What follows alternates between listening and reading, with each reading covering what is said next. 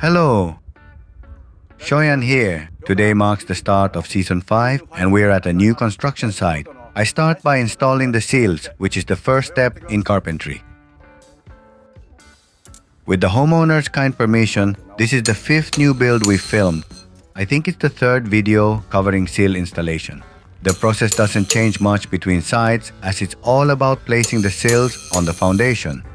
The only differences are the shape of the foundation and the type of gaskets under the seals.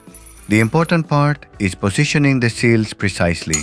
No matter how perfectly plumbed the columns are, the building won't be at a right angle if the seals are off. There's a saying, a foundation is essential to everything. After that, the seals are the most important. If the seals aren't properly set, the structure above won't be secure.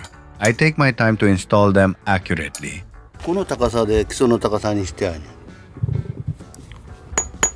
でこれから1ミリ半なら1ミリ半全部下がっとんなら下がっとって OK な。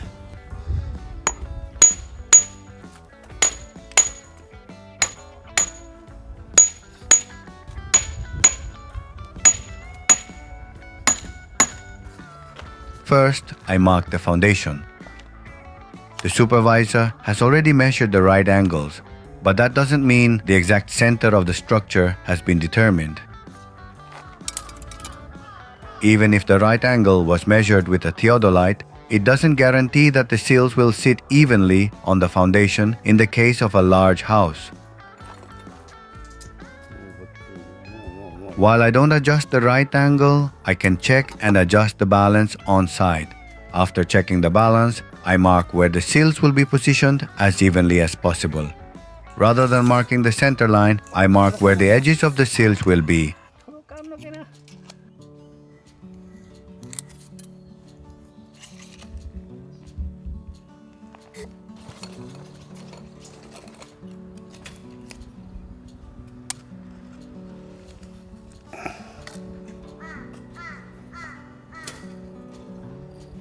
This house is government certified long life quality housing with excellent insulation and air tightness. It's slightly more earthquake resistant and energy efficient than a regular house. Basically, it's an upgrade in every aspect.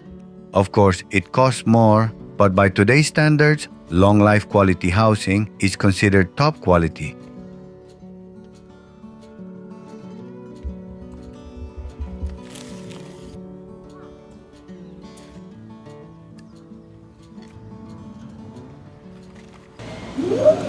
After marking the foundation, I first lay out the seals according to their numbers.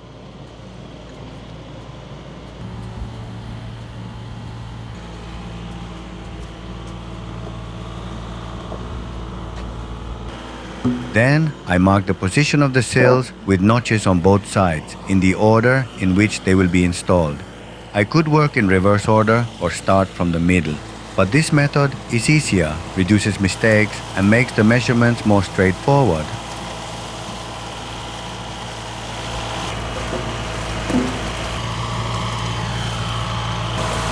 On this day, a tractor was working in the neighboring rice field. It's almost rice planting season, so it was pretty hot. I remember the seal installation at the last site was also in sweltering heat.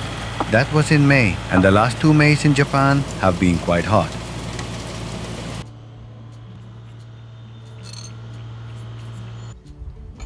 When drilling holes, I gather all the seals first.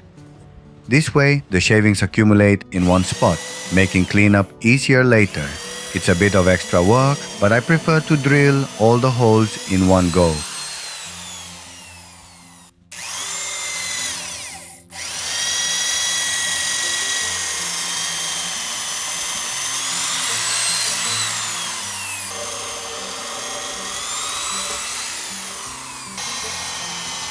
The seals are, of course, made of hinoki cypress.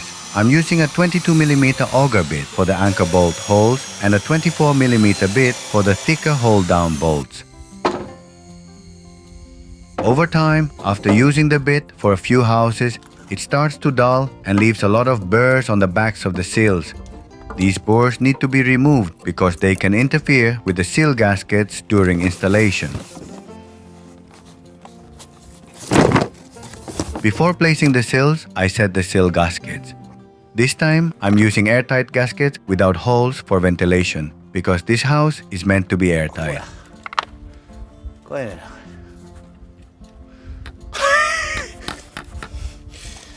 こういうのあかんねん。絶対こう当たんねやんけな。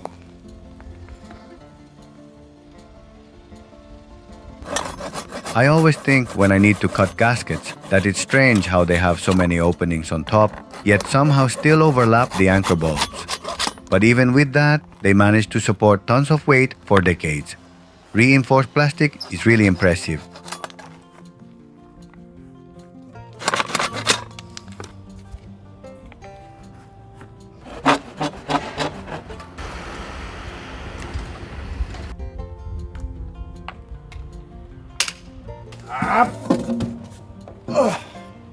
Now I install the sills. As I've mentioned before, the installation order is a bit complicated because I need to move around here and there. I'm not sure how computers figure it all out, but for carpenters, marking the seals according to their pre-cut plan can be quite a challenge. Normally, if you don't follow the correct order, mistakes can happen. But since it's all planned by computer, there's no chance for error.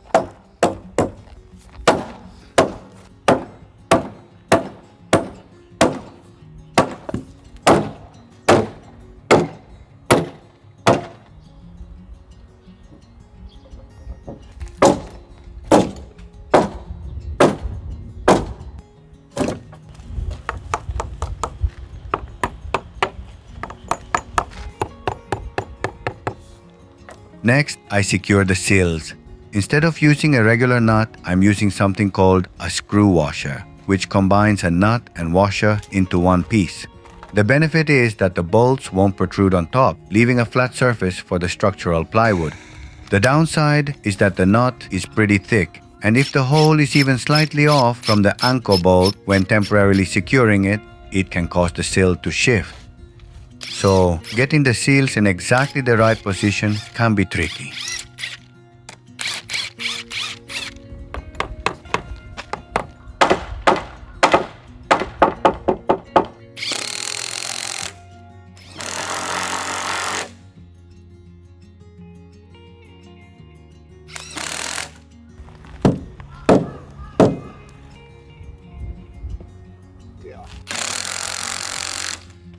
I'm tightening the washers with an impact wrench. I could also use an impact driver, but it might damage the socket's core even if the proper one is used. An impact wrench is specifically designed for tightening bolts and nuts. It's essential even though it's heavy.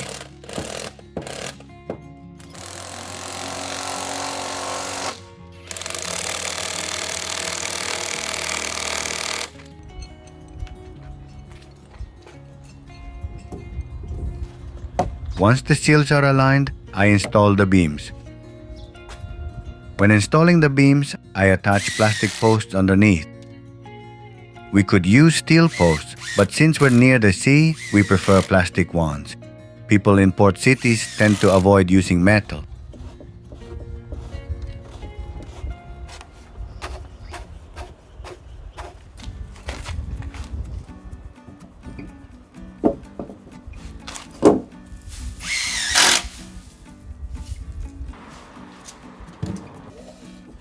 In the end, it took about a full day to install the seals.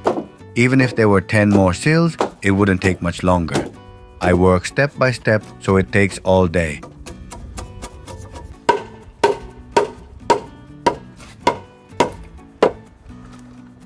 As a precaution against rain, we attach protective tape over the notches in the seals. If they crack from sun exposure, water can seep in. The notches completely fill up, especially after heavy rain.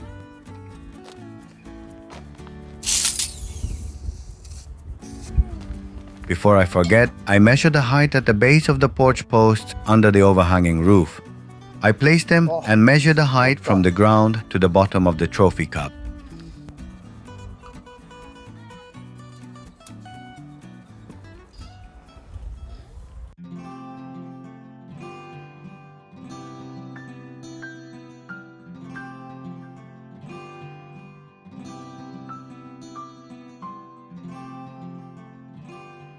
We finished installing the sills. In about a week, we'll start framing, and I think this compact house will turn out cute. That's all for today. Thanks for watching.